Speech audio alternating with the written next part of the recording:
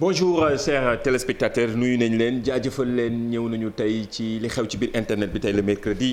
20 juillet 2022 tey nag ñu yeewoo ak taw waaw mën nañu wax ni forte pluie à Dakar ce matin depuis hier nuit sax pour certains quartiers mais entre 20 60 degrés selon la météo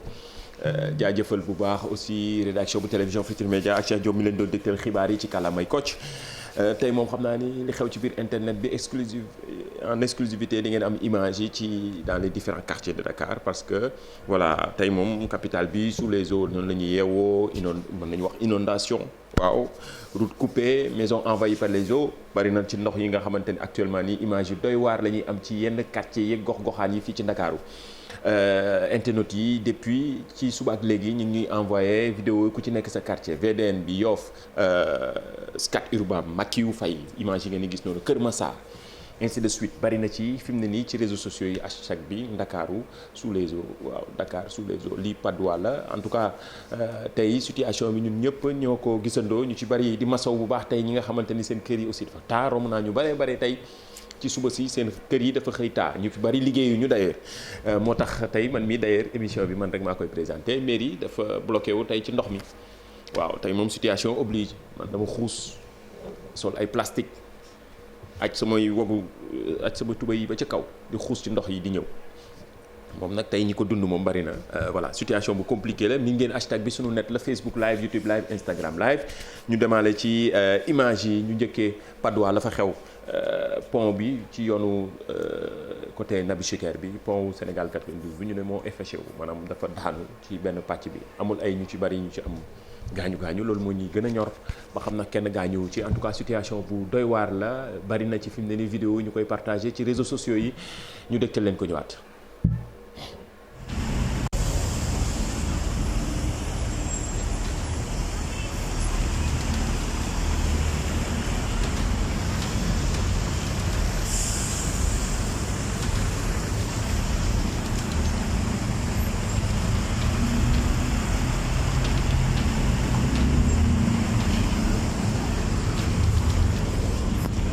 li ngeen di gis mooy pont Sénégal 92 ndox mi moo dagg autoroute bi jógee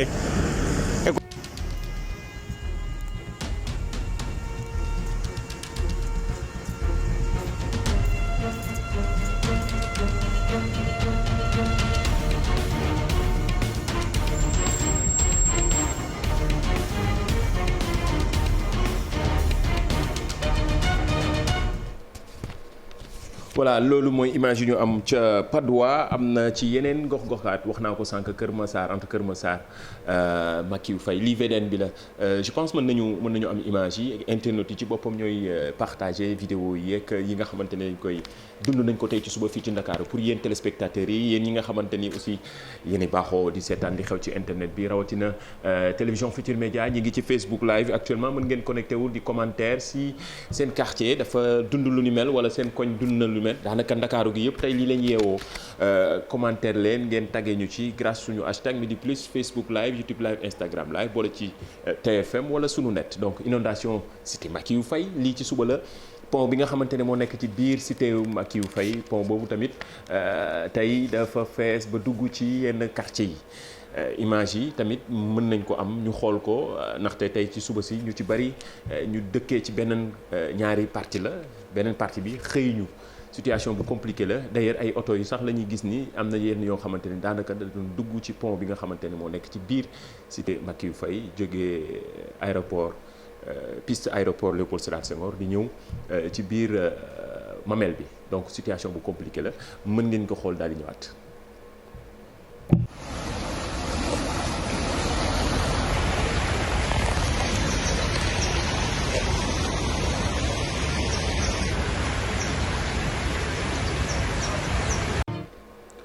voilà image yaa ngi noonu bari na ci tamit yeneen i image yu nga xamante ne diggante Yoff pont wu Yoff bi tey dafa inondé voilà image yi ñoo xew ci cité Makiyu Faye lii mooy si image yu cité Makiyu Faye yi voilà tey pont bi bu feesee dafa dugg ci yenn koñ yi gis ngeen ko nii image yu doy waar la tey di pour vous dire Ndakaaru tey ni ñu xëyee ci voilà ndox yi nga xam ne demul daanaka inondation ci yenn pont baa ngi noonu gis ngeen oto yi voilà yu bari ñu koy wax ni voilà di koy commentaire ku nekk ngi joxe sa xalaat fi mu nii ci surtout ni ñu yewoo tey waa météo ci boppam tey dinañ leen am ndax seen wax tey ci émission bi day am solo daanaka jàll nañ ci journal bi mais dinañ ñëwaat ci émission bi ñu wax ñu tey ñaata taw la ñuy naka la ñuy xaaree taw yi ci week-end yi mais surtout ak li des ci nawet bi situation bi compliqué na lii ca Yoff la je pense bien mën nañu xool image yu Yoff yi voilà ci pont wu Yoff bi tey tamit ñu bari comme quartier yu bari ni ñu ko dundee. ndox mi dafa déviation bi fii instant dafa fees teel ba pont ba nii oto yi instant ñu ngi ci kaw pont mënuñu dem fii yëpp dafa bloqué ngeen ndox bi fii sax dama xamul lii ndox bi fu mu war a dem. voilà li xew ci internet bi gis ngeen commentaire yi internautes yi gis ngeen gars yi ni ñu koy dundee ci koñ yi gox-goxaat yi ci yenn quartier yi tey ñu ngi yeewoo ci taw bu bari bi nga xamante ni dañuy am solo lool ñu xool ci tamit taxawaay waa météo. waaw waa météo ku ci mel ne Mame Gor Ndiaye moom mi nga xamante ni aussi bokk na ci waa météo ñu wax ñu li ñuy xaar ci li des ci semaine bi mais surtout ak li mu jot a taw ñaata millimètres la ñuy wax 80 entre 80 ak 60 millimètres. lu am solo la pour ñu xool ba xam ndax ci bis yi ñu ñëw mën nañu xaar yeneen i taw ci Ndakaaru ak li ko wër. maanaam boori Matam wàlliyaan nag laal goxu dëkk bi yëpp diggante démb ci guddi jàpp tey ci bët set bi bu ñu xoolee nag quantité taw yi mooy daanaka taw yi jotoon a am diggante démb ñëw ba tey ci 6 heures du matin jot naa daanaka diggu doomu ci yenn gox yi waaye tamit jot naa bëri lu ci mel ni boori Linguère jot nañ fa am juróom benn fukki millimètres ak juróom ñaar juróom fukki millimètres ca Ranérou fanweeri millimètres ak juróom ca boori Ziguinchor ñaar fukki millimètres ak juróom ca boori Cap Skirring loolee nag mooy taw gi nga xam ne jot nañ ko am démb ci guddi jàpp ba 6 heures du matin waaye nag comme ni ngeen ko seetluwee taw yi jot naa wëy ci dëkk bi yëpp ci bërsetu tey ci àllarba bi bu ñu xoolee diggante 6 heures du matin jëm ba boori midi boori Ndakaaru taw bi jot na fa bëri lool lu ci mel ni Géejawaay dem nañ ba ci juróom-ñett fukki millimètres ca Géejawaay juróom benn fukki millimètres Kër Massar ak boori Dalifort waaye tamit Mbao kilomètre 19 ñu ngi fa am lu ëpp juróom fukki millimètres wax leen ci tënk rek taw bu bëri la goo xam ne jot nañ ko nemmeeku ci gox yu bëri ci réew mi bu ñu xoolee nag ci li des ci journée bi taw yi dana néew ndax asamaan si dana tàmbalee dal waaye ñi ngi séntu yeneen taw ëllëg ci alxames bi waaye tamit gannaaw ëllëg ci ajuma ji comme niñ ko waxee woon ci fan yi weesu semaine bi ñuy dugg ñu ngi ci yaakaar taw bu bëri loolee nag lañ tàmbalee gis loolee nag dana wéyandi ba ci ajuma incha allah ak ay taw yu bëri yoo xam ne ñu ngi koy nemmeeku diggante sowu dëkk bi jàpp diggu dëkk bi ba boori Casamance ak boori Kédougou mbokk yi nag lii lañ amoon ci ay xibaar di leen jox dig daje ba beneen yoon ci yeneen xibaar jërë ngeen jëf. jot nañ am ay taw yu bëri yoo xam ne jaajëf Mame Gor Ndiaye mbokk ci ANACIM maanaam waa météo ci xibaar yi nga xamante donc ay taw mën nañ ko xaar fii ba àjjuma en tout cas doy na waar ci déjà li ñu jot a dund ñu ci bari ñu ngi envoyé ay vidéo xam naa damay xaar ak link ak réalisateur connecté bi waa Parcelles Assainies gis naa aussi ay images yu ñu envoyé di jaajëfal Mati ak ñi nga xamante ni aussi waa Kër Massar Assane Sy jot nañu message yi lii waa Scat Urbam la ñoom ñu xool vidéo Scat Urbam te pourtant tey président de la République sax tey dafa tawte ndax tey mi ngi doon def réception bus Dakar Dem Dikk yi ci taw bi sous la pluie la ko doon defee image yooyu xam naa ni tamit dañ ko am léegi mais en attendant ñu dem Scat Urbam mu xool internautes yi tamit yan nan la ñu dundee taw yi foofu mais surtout image yi nga xamante ni mi ngi jógee ci yéen wax nañ ko c'est une émission interactive yéen internautes yi yéen ñuy envoyé vidéo yi ñu vérifier daal di partagé mais surtout tey jii nga xamante ni Ndakaaru ci taw bu méttee métti la ñu yeewoo dëkkaat ci bari di dund inondation mën nañu ko waxee noonu.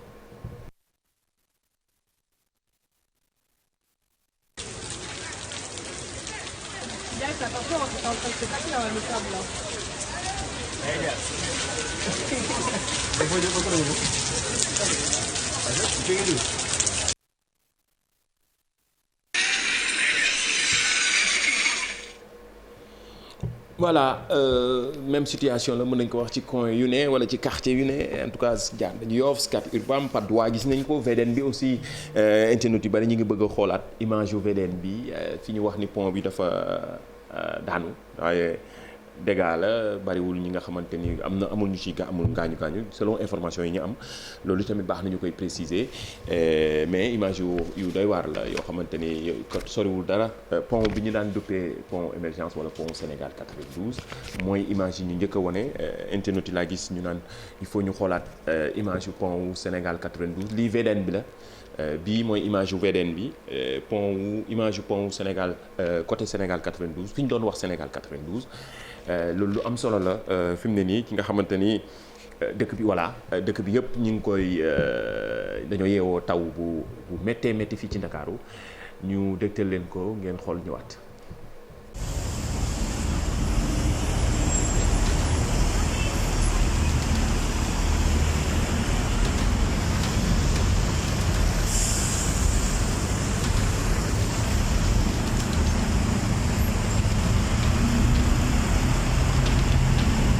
voilà mi ngi noonu ñu bari dañu tawte ñenn ñi sax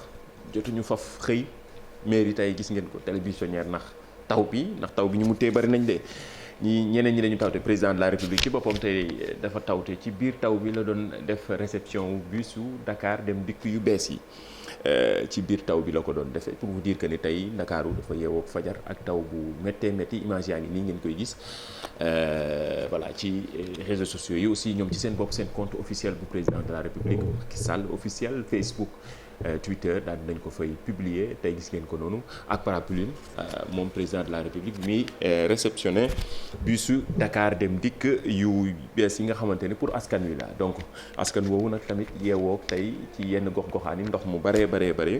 ñu ci bari di dundul fi mu ne nii lu jafe-jafe wax naa ko cité yi zone yi nga xam ne jaar nañ fa internet yi ci boppam ñu ngi profité di ñu envoyé ay vidéo yu jógee ci yenn gox-goxaan yi nani ci am di ko jaajëfal gis naa message yi d'ailleurs image yi ñuy envoyé moom la ñuy partagé nii yu président Macky Sall tey ci suba bi muy réceptionné bus yu Dakar dem dikk yu yees yi tey nag moom xam naa ni li xew ci internet bi yëpp hashtag bi taw bi la quoi taw bi inondation à Dakar waaw ndaxte réseaux sociaux yi dafa inondé fi mu ne nii ndax ku ci nekk ci ni nga ko duggee oto yu baree tey ndox mi dafa fees dell ci fi ñu leen gaare woon voilà ñi def ay alertes di wax ni ñu moytu ci péage bi sànq la woon ndaxte accident yu bari mën na ko ñu ngi ko fa doon seetlu voilà di gis ngeen alertes yi nga xamante ni internet yi léegi grâce à internet yu ci bari dañ koy alerter daal di koy partager en temps réel donc corniche bi aussi ñu ngi ko doon wax ñu koy éviter mais fi mu ne nii nag tawatul je pense que situation bi mi ngi revenir à la normale ndànk-ndànk ci yenn gox-goxaan yi sànq déglu nañ météo donc nee nañu mën nañu xaar taw bi fii ba àjjuma ci commentaire internet yi laay xool nii Adja gaa yaa ngi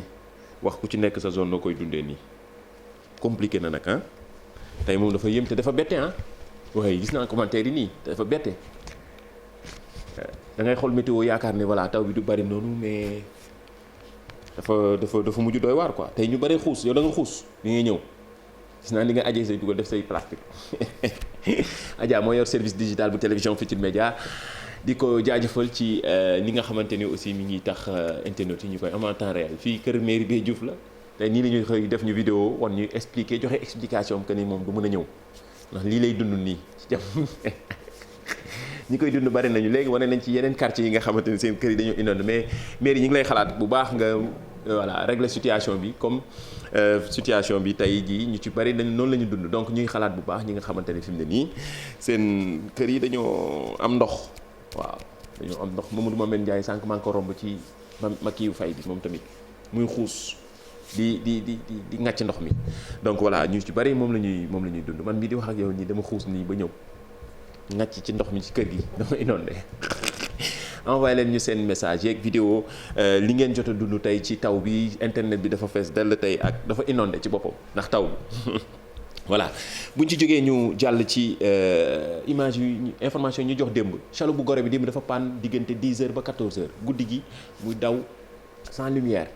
réseaux sociaux yi ñu ci bari wax nañ ko waaye alerte yi tamit ñi nga xamante ni ñooy jël xam naa ni ñi gérer chaloupe bi dinañ génn def communiqué joxe explication ci yi nga xam ne dund nañu ci bari dund nañ ko démb envoyé nañu vidéo yi grâce à internet yi démb chaloupe bu Gorée bi am jafe-jafe panne gannaaw ba muy daw ñu ne ci guddi gi te amul woon ay lumière donc situation boo xamante ni la xam naa ni ñu ngi ciy déglu ñiy gérer mbirum chaloupe Dakar ñiy def traversée Dakar Gorée. leneen lii mooy ñu ngi doon waxtaanee mbirum volet semaine bi yëpp ñu ngi koy waxtaanee mooy drogue boobu tey presse bi ñëwaat na ci réseaux sociaux yi ñu ci bari ñu ci ñëw di alerter sensibiliser parents yi alerter ndaw ñi volet surtout pour xale yi nga xamante ne ñu ngi ci école yi yenn yi mel ne tàngal noonu wala bonbon voilà am na yeneen yi nga xamante ne ñu ngi koy jaayee ci boîte de nuit yeeg yeneen situation donc baax na fi mu ne nii ñu ci bari ci ay journalistes ay mën nañu wax ñoo xamante ne dañuy ay lanceurs d'alerte lañu ñu ngi def ay vidéo di lancer alerte pour ndaw ñi ñu gën a mën a moytu drogue boobu ñu duppee volet moo tax ñu waxtaan ak kii di Abibou Diéry journaliste fële ca quotidien Le Soleil national moom baaxoo na ci réseaux sociaux yi mu ci génn di ci def ay alerte yu am solo surtout fi jamono toll rawatina réseau social bi di TikTok ñu déglu leen ak li mu alerté ndaw ñi ci drogue bi ñu duppee volet. volet xew na ci dëkk bi temps yi de ñoo leen ma wax leen lan moo si nekk pour ñi mu jot a rëcc lii mooy volet vous voyez ces petites perles.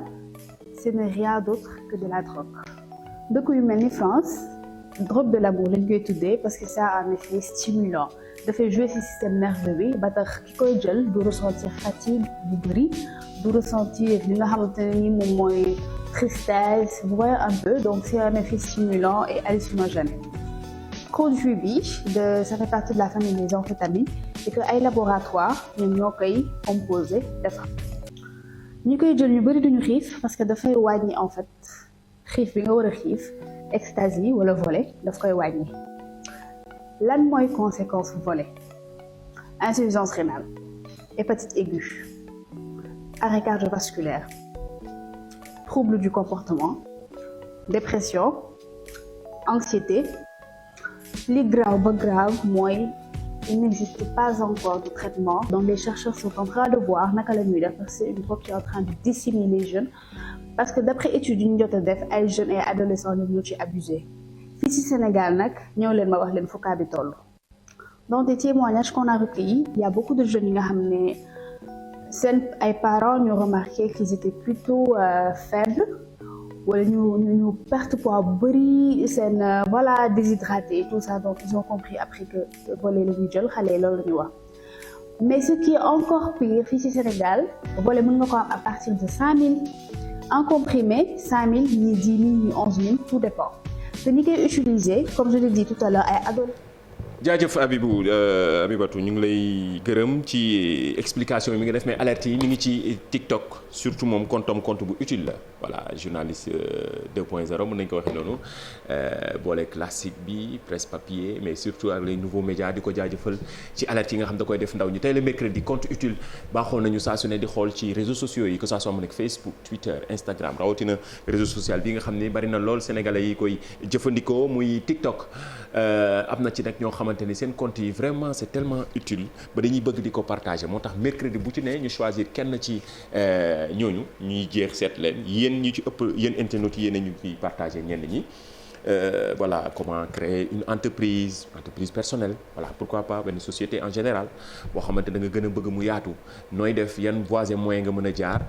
explication yu simple méngoog jamono ay kilifa wala ay ndaw wala ay ñoo xamante ni vraiment am nañ présence lool ci réseau social bi di TikTok di ko def tey nag choisir nañ ci kenn ci compte utile yi ñu dégtal leen compte bi et puis jox leen explication yi nga xam ne baaxoon na di ko def. jàpp leen ne Sénégal pour créer entreprise wala société dafa am ñaari ngeen war a xam benn mooy création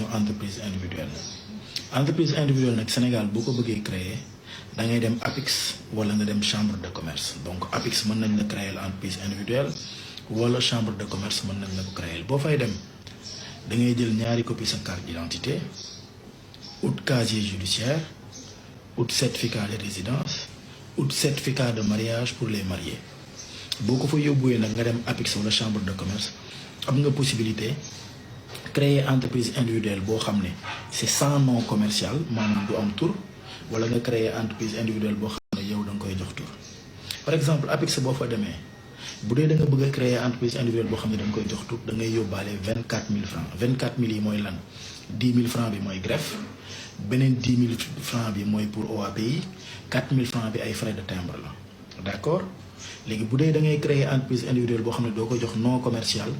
10 000 francs la frais de greffe ak 4000 francs yoo xam ne da nga koy jënd timbre muy 16000 francs donc gis ngeen ne mën nga créer entreprise individuelle si montant yoo xam ne réyul trop maanaam soit 24000 wala 14000 francs. individuelle dama leen di rappeler ne c'est vrai que ne nga créer ko moo gën nga bañ ko créer waaye entreprise individuelle xam leen ne boo leen amee problème sa patrimoine personnel day nekk en jeu. léegi nag bu dee société nga bëgg a créer même bu dee société boo xam ne benn nit moo ko moom ñu koy woowee société unipersonnelle da ngay dem ci notaire booy dem ci notaire nag je vous aurais conseillé ngeen créer société boo xam ne capital social bi 1 million la. bu dee nag amoo 1 million c'est pas grave mën nga yóbbaale ci notaire bi 250. voilà compte utile mooy suñu rubrique tous les mercredis yéen internautes yéen choisir compte yi wala ñun ñu xool compte yi nga xam ne gis nañ da leen di jariñ mu ñu nekk ci réseau social bi di TikTok ñu ci ëpp moom la ñuy choisir mais am na Twitter Facebook ainsi de suite di Hondaman moom mi nga xamante ne compte bi c'est très utile gis nañ ni aussi internet yu bari ñu ngi koy suivre mais surtout explication yi mu ciy joxe lii ab extrait rek bari na ci yeneen mën ngeen dem visiter ko ci TikTok di réseau social boo xam ne actuellement Sénégal yu bari moom la ñuy suivre donc du rek fecc beeg yooyu am na ci ñeneen ñi nga xamante ni